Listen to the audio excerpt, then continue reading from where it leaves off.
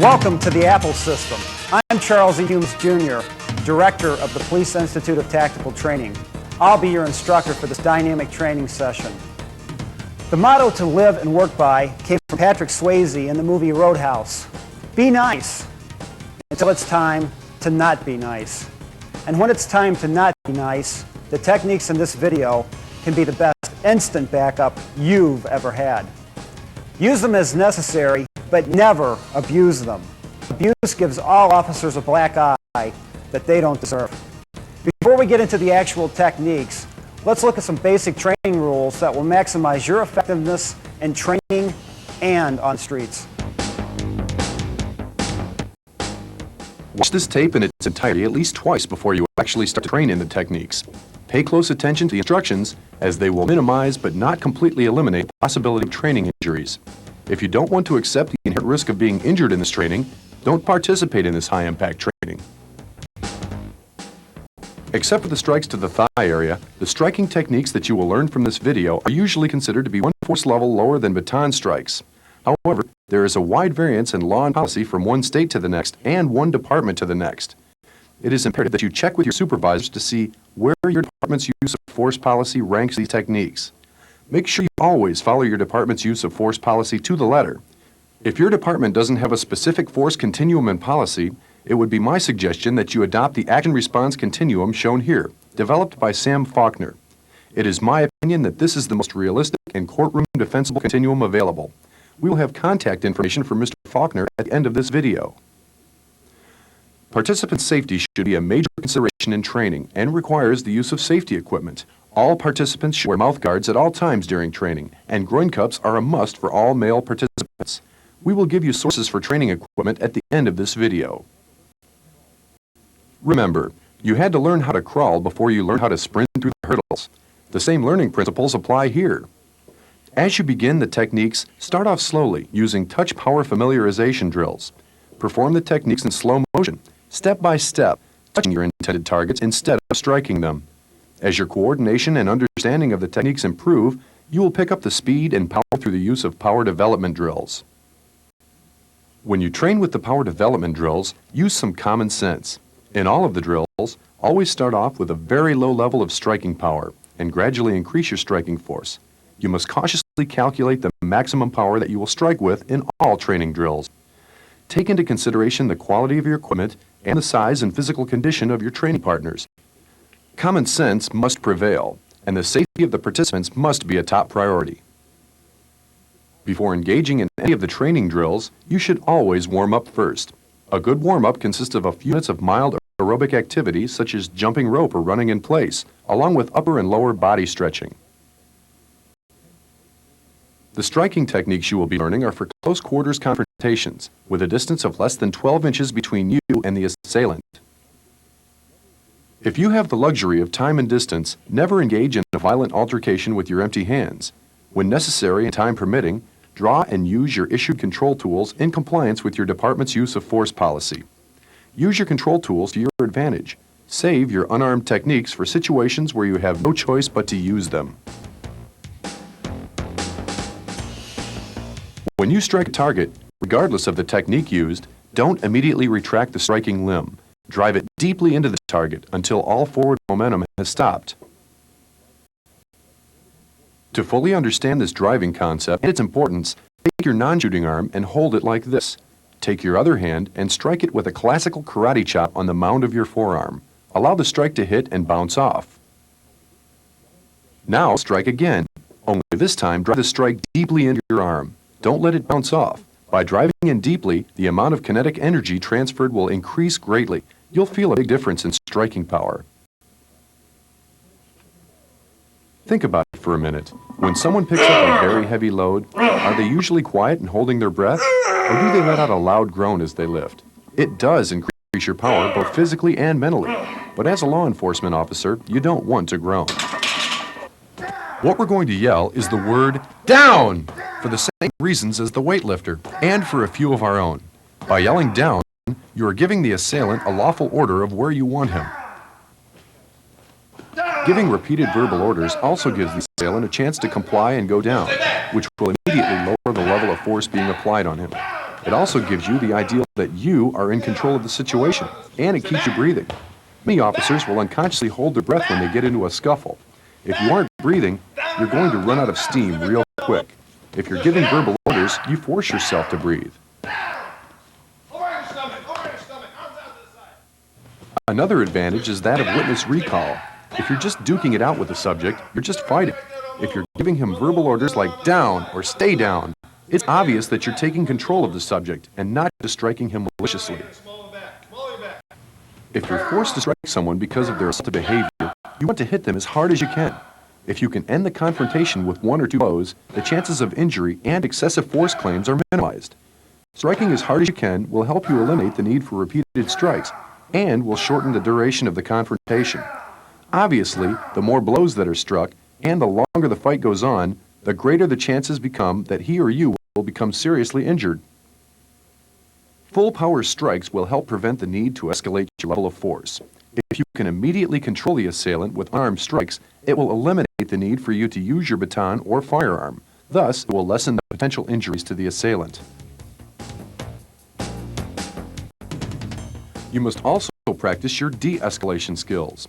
Once an assailant is under your control by using whatever method is appropriate, you will cease your use of force and provide medical attention to the assailant if necessary.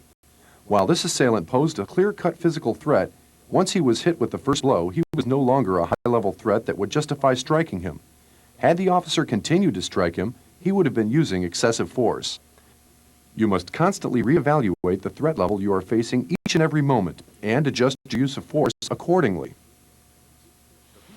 The people you'll see in this video are in good shape and work out regularly. It's imperative that you first be checked by a physician to determine if you're capable of doing this training before you start. Also, this training is like any other high-impact activity or sport. There is an inherent risk of injury. If you don't want to accept the risk of being injured in this training, don't participate in this training. If you stand naturally with your feet together, you're standing in what is known as a bowling pin stance. What do bowling pins do best? They get knocked off balance easily with a push from any direction. If you spread your feet to a shoulder's width, you will be more stable against a side attack, but a push from the front or the rear will still take you off balance easily. By taking a natural step back while maintaining the shoulder's width of distance between your feet, you stabilize your stance against attacks from all 4 directions. Bend your knees a little and bend your midsection forward slightly to center your head over your abdomen. Distribute your weight evenly over both feet. Some people have a tendency to step back like this, with your heels in a straight line, standing as though you're on a tightrope. This forfeits much of the stability you're trying to achieve, so don't do this. The essential elements of your stable stance are: your feet are a shoulder's width apart. Your gun side foot drops back a natural step's distance and maintains the shoulder's width of distance between them. Your knees flex comfortably, and 50% of your weight is on each foot. Your abdomen bows slightly inward, centering your head over your body. Your hands remain open. Your fingers are together and thumbs tucked in to protect them from being snagged. Your hands are carried slightly higher than a boxer's handset. This allows you to protect your head better. Your body armor will absorb most of the power of a body punch that slips through. By keeping your hands open, you get one other advantage that you may have never thought of. You have just walked into the area of this confrontation. From the information you see, who really started this fight, and who is the obvious aggressor? You really can't tell, just as the other witnesses are not 100% sure. So who is the obvious aggressor now? And why is it easy for every witness to this confrontation to know?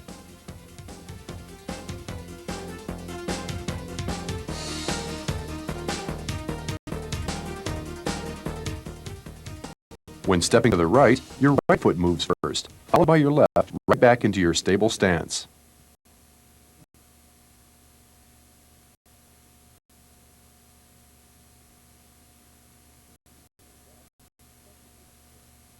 When moving to your left, step with your left foot.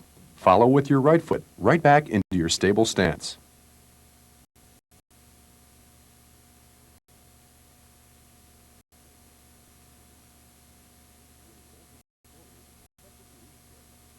When advancing forward, step with your lead foot, follow with your rear foot, right back into your stable stance.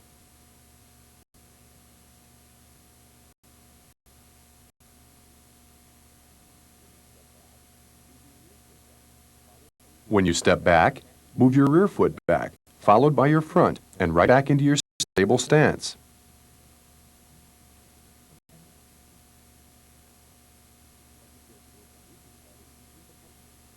A good drill to work on movement patterns is with a partner. He will direct your movements, and you will move in those directions.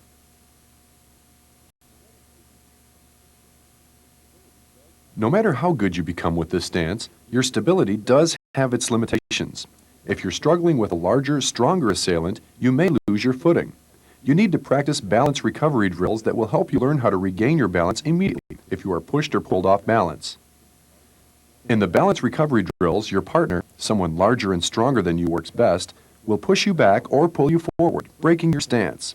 You want to shift your feet as necessary, using the same movement patterns we just discussed, landing right back in the stable stance.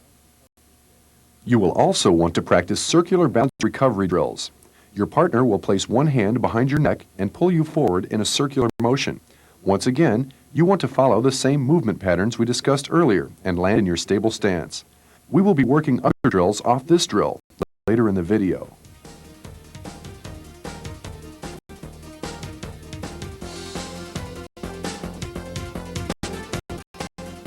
For a close quarters confrontation, no technique is as powerful or as versatile as the knee strike. They're simple, making them usable under the stress of an actual confrontation. They're powerful, overshadowing all other close-range striking techniques in the generation of raw power. Once you master the simple concept of the knee strike, you will walk the streets with a new level of confidence.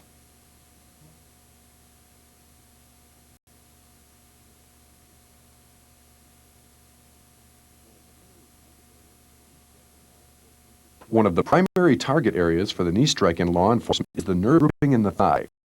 The target area is between 4 to 8 inches above the knee, 360 degrees around the leg. A strike that lands hard and sinks in deeply until all forward momentum stops can create excruciating levels of pain, similar in intensity to a groin strike. The most effective section of this target area is approximately 4 to 5 inches above the knee on the outside of the leg, just to the rear of the pants seam, as highlighted by the white dots. This is the same spot that people occasionally hit themselves on when carrying a briefcase or suitcase, which creates a very high level of pain for such a mild impact. You're holding a large suspect who's resisting arrest. You're losing control as he begins to pull away and escalate the situation. One control option is to utilize a knee strike to the subject's thigh. If done correctly and with sufficient power, this strike can cause the subject's leg to buckle. When you begin training in this technique, start with touch power familiarization drills. Perform the technique in slow motion, touching your intended target instead of striking it. This is where you will begin to understand the dynamics and mechanics of the technique, as well as develop target acquisition and knee-eye coordination. When applying this technique, make sure you always strike at least 4 to 5 inches above the subject's knee. Drive your knee straight in until all forward momentum ceases. Don't do this. A direct strike to the subject's knee joint may inflict permanent damage. If you are unsure of exactly where the subject's knee is, strike higher than you think you should. This will only slightly diminish the strike's effectiveness. After you are confident with the mechanics and dynamics of the technique, you may wish to start power development drills with thigh pads. Start with a very light impact, driving your knee straight in, and gradually increase your striking power to your training partner's tolerance. Remember, thigh pads do not absorb all of the impact. Make sure you're not striking like this, sliding up the leg in an upwards angle. If your strike is sliding, you're losing most of the potential striking power of this technique.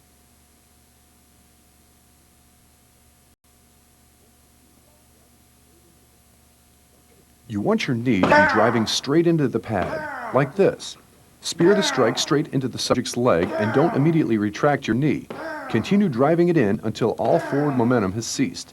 Remember, if you're unsure about the location of his knee, strike higher than you think you should. To maximize your power, rock your hips forward and shift your body weight into the strike.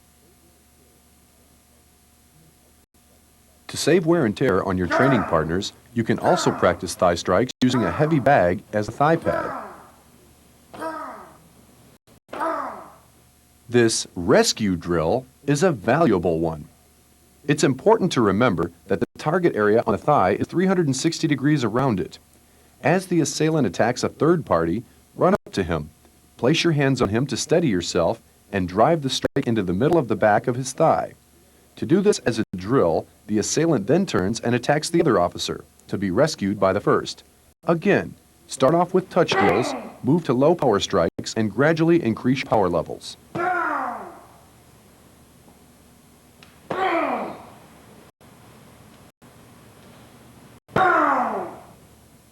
As your confidence increases, experiment with the strike, using touch power drills.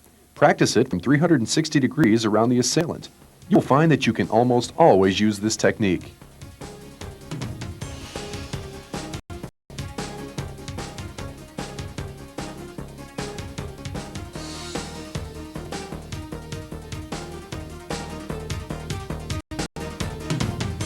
Another potential use of the knee strike from the escort position may be utilized when the subject becomes assaultive.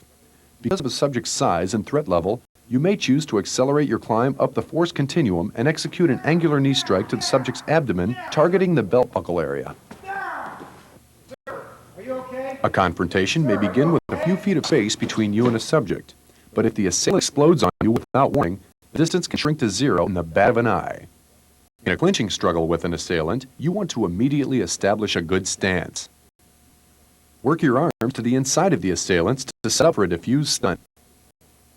To utilize this technique, place the inside of your forearm along the side of the assailant's neck to confirm the target area. Or for reference purposes, the spot where the bolts come out of Frankenstein's neck. Move your forearm back about 7 inches. Drive the inside of your forearm into the middle of the side of the assailant's neck.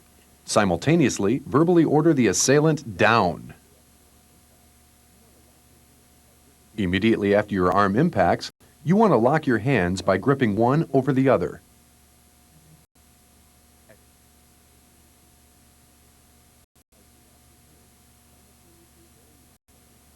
As you lock your hands, simultaneously lower your center and drop one leg back.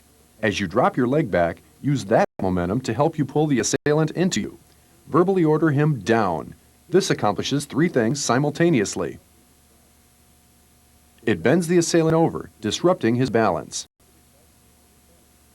This also exposes the targeted belt buckle area better, and actually moves his groin away from you, decreasing the chance of accidentally striking it. If he stays upright, he's much more likely to be the recipient of an accidental groin strike.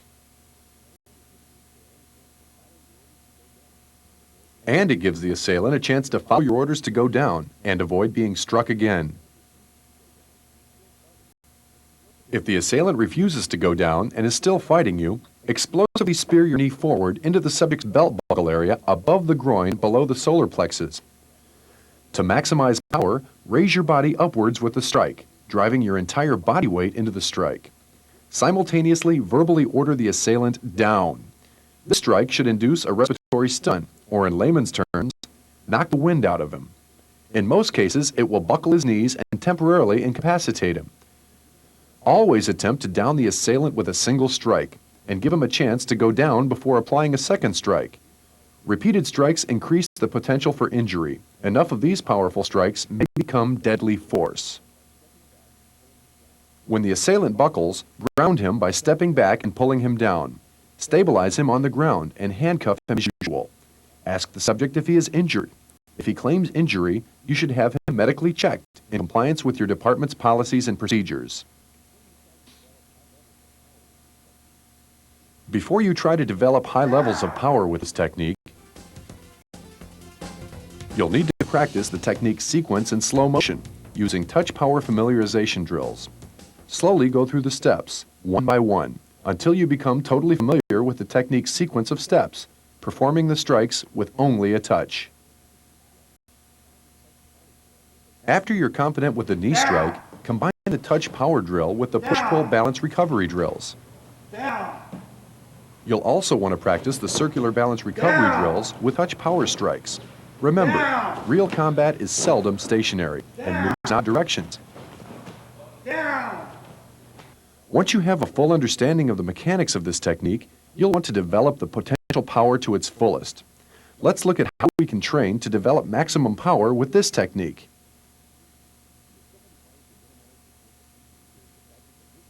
The equipment required to minimize the chance of injury during the practice of this technique is a groin cup and supporter for male participants, a mouth guard, preferably one that protects both upper and lower teeth for all active participants, and a high-quality striking shield.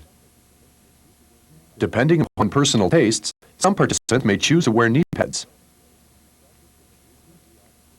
All power development drills should be practiced with a group of 3 officers. Your job as the drill master is to monitor the safety of the other 2 participants. At the first sign of any unsafe condition, you will stop the action with a loud, pulsing whistle blast. All activity immediately ceases on the sound of the pulsing whistle, such as an object that may cause a participant to trip, or if the participants get too close to the wall. At the first sign of any unsafe condition, as drill master, you will stop the exercise. Next is the bag holder. As the bag holder, you must hold on to the bag with one arm all the way through the back straps gripping the handle. Your other arm will brace the bag with your palm facing away from you. Tuck the bag in tightly against your body. If you try to hold the bag away, the power of the strike will drive your arm into your body, causing more pain and potential injury than if you held it correctly. As the bag holder, you should assume a good stance and tuck the bag in tightly. Male bag holders should wear a groin cup, and all bag holders should wear a mouth guard. The third person involved is the officer. After the drill master confirms that the participants have their mouth guards in and safety cups on, he allows the drill to begin. As your leg drops back to prepare for the knee strike, pull the bag holder into you, bending him forward. 10% power, strike on the whistle. Use low power for the first few strikes. This will help you both acclimate to the exercise and let the bag holder know where the strikes are going to land. Even when doing touch power drills, you should practice giving your verbal orders. Gradually increase your striking power as your confidence in the technique builds. Drive your knee into the bag deeply until all forward momentum stops. You may eventually graduate to doing full power strikes, but remember, use common sense. Don't injure your training partners. Let's look at how your knees can be used as a defensive striking control tool in almost any position. Remember, real combat usually moves in unusual patterns.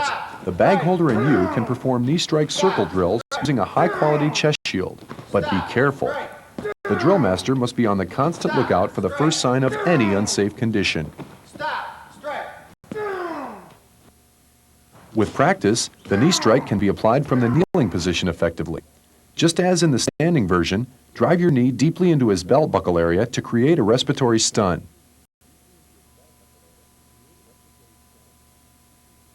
If you're in a violent ground struggle and the subject tries to get back up, you can apply knee strikes to his thigh nerve group like this. Remember, start your training in this and all other strikes with touch power familiarization drills.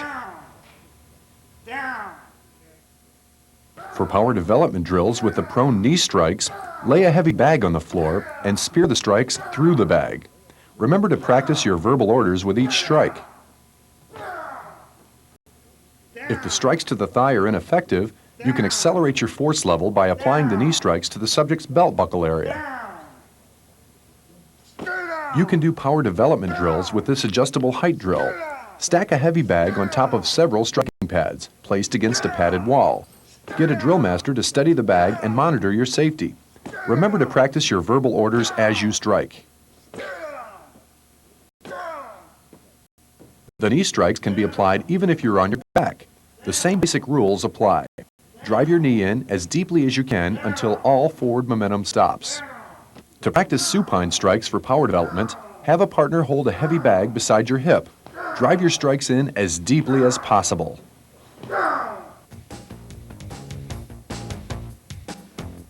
For the ultimate in upper body unarmed striking techniques, nothing hits harder than the elbow strike.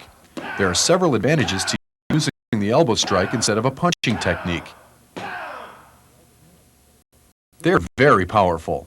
With practice, you can expect to develop about 75% more power than you can with a punch. 90 to 100% more is not unachievable. They can be applied effectively in the extreme close-quarter altercations that make most punching and baton strikes impossible to use. And they protect your hands from the fractures officers commonly get when punching assailants. The bones in your arms are much larger, thus tougher than the bones in your hands.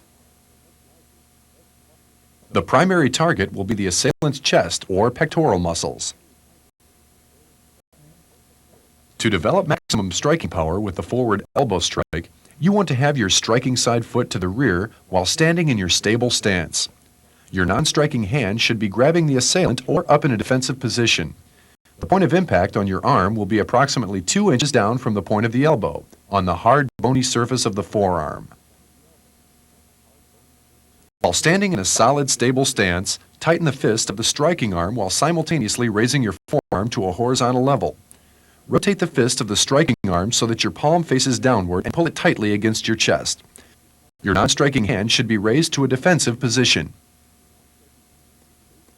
As your striking side rotates forward, your other side should rotate to the rear with the same intensity. At this point, your striking arm is locked into position, and you're developing power with the rotation of your upper body and hips. When you practice, rotate past what would be the point of impact. Pay attention to your stance and keep your other hand up for protection. You must also practice your verbal orders to make them second nature. Simultaneously with the strike, yell, "Down!" Once you've mastered the basic mechanics of this technique, you'll be ready to start power development drills. As in the knee strike power development drills, the bag holder puts one arm through the bag and grabs the handle. Your other hand is placed with your palm facing away from you. Your face is turned away, and the bag is tucked in tightly. The bag is held higher than it was for knee strikes.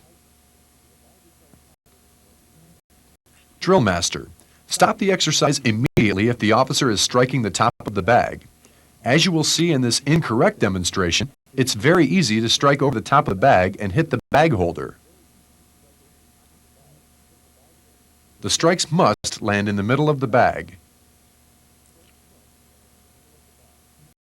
Bag holders.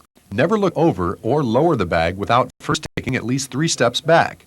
If the officer striking the bag doesn't hear the stop command or whistle, the results can be disastrous.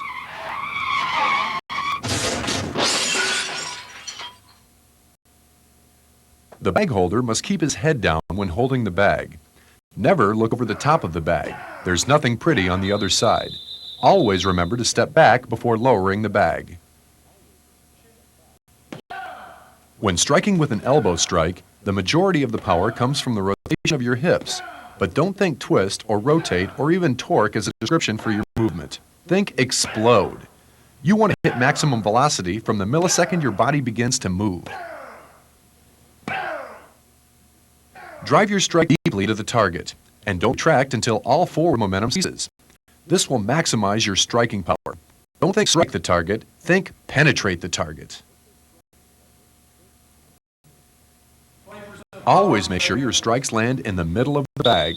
Start off with low power, and gradually increase your striking power to as much as your bag holder can withstand safely. The drill master, as always, should be constantly looking for any unsafe practice or condition. Elbow strikes should be practiced in single strike, 2 strikes, and 3 strike modes. It may be necessary to strike an assailant more than once to gain control. As you explode the strike into the bag, practice your verbal orders by using your down command. Once you become confident with single bag strikes, work with 2 bag holders and strike one and then the other. But don't get careless or wild. Set up your strikes cautiously and use your head. If one bag is thinner or the bag holder smaller, adjust your striking power accordingly to their tolerance. Use knee strikes, multiple knee strikes, and knee and elbow combinations. The drill master must be very cautious and stop the exercise at the first sign of any unsafe condition.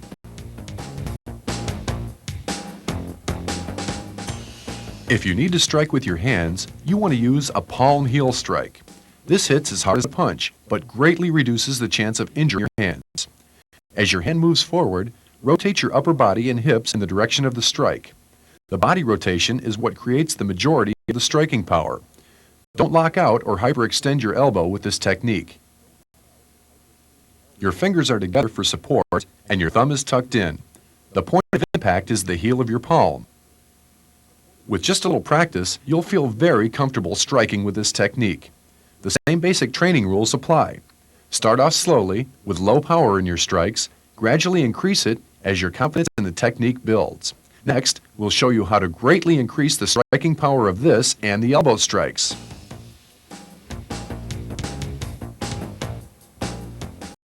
We now need to look at one of the secrets of dynamic striking power, called dynamic weight shifting. Go up to your training partner and push him back with your arms. He'll probably only move slightly. Pick up your front foot about 14 inches. Now drop your front foot and push forward with your rear leg. Allow your body weight to explosively shift forward and simultaneously push your partner while your body weight is still thrusting forward. If your timing is correct, you will likely knock him off his feet. While this is an over-exaggeration of the concept, it will allow you to get a feel of dynamic weight shifting. In most cases, you won't be lifting and dropping your foot. You'll accomplish the same result by stepping forward and simultaneously bending your front knee as you push forward with the rear leg to explosively shift your body weight into the strike. This does require practice, and you won't master it overnight, but you will be striking harder than ever before. Now step into your palm heel strikes. You'll see an immediate and drastic increase in your striking power. To add even more power, simultaneous with the other elements, add the element of explosive abdominal curl. Milliseconds before impact, explosively tighten your abdominal muscles and bend forward slightly at the waist. This action is exactly what your body does when you sneeze. Put your locked arm on your partner's shoulder. Now attempt to drive him into the ground like a nail by bending forward at the waist. Take your other hand and feel your abdominal muscles tighten. This is what you should experience upon impact. Create the most powerful elbow strikes you're capable of producing by adding the dynamic weight shifting and explosive abdominal curl. Remember, get that body weight moving forward with the strike and explosively tighten your abdominals simultaneous with impact. One application of the forward elbow strike is the hidden slam, a low-profile technique that hits as hard as a punch, thanks to the dynamic weight shifting principle. One possible use is when a subject tries to bulldoze you over with his chest. Based upon the totality of the circumstances and your department's use of force policies, you will have to decide when this technique is appropriate for you to use. The assailant approaches, intent on walking through you. Assume a stable stance with your offhand out. Order the subject to stay back. If he continues pressing forward, allow the assailant's weight to start building tension in your arm. Start pressing forward with your rear leg to add tension to your arm. If it becomes obvious he's going to escalate and start swinging, beat him to the punch. Suddenly, let your arm collapse and your elbow bend, allowing all your body weight and tension to fall forward using the dynamic weight shift we talked about earlier. Your elbow lands in the middle of the assailant's chest with every bit as much power as a punch. The elbow strike can be utilized effectively in a kneeling position. Just as in the standing version, use as much hip rotation as possible. Drive the strikes in deeply and verbally order the assailant to go where you want him. Even in a ground struggle, you can apply forward elbow strikes to an assailant to take control of him. As you strike, rotate your upper body as much as possible into the strike and verbalize with "down, stay down." This version of the elbow strike is practiced by laying a heavy bag on the floor and striking it. Don't be one-sided. Practice with both arms. Even if you end up on the bottom of the pile-up, in many cases, you can still utilize the forward elbow strike. Remember to drive it in deeply until all forward momentum has stopped. The supine elbow strikes are practiced by having your partner hold the bag above you. Get as much body rotation as possible when executing the strikes. Performing the explosive abdominal curl is critical in this situation. This concludes Volume 1 of the A.P.P.L.E system. We hope that you found this tape, the first series, to be a worthwhile learning experience. Train hard, train often, and train to win.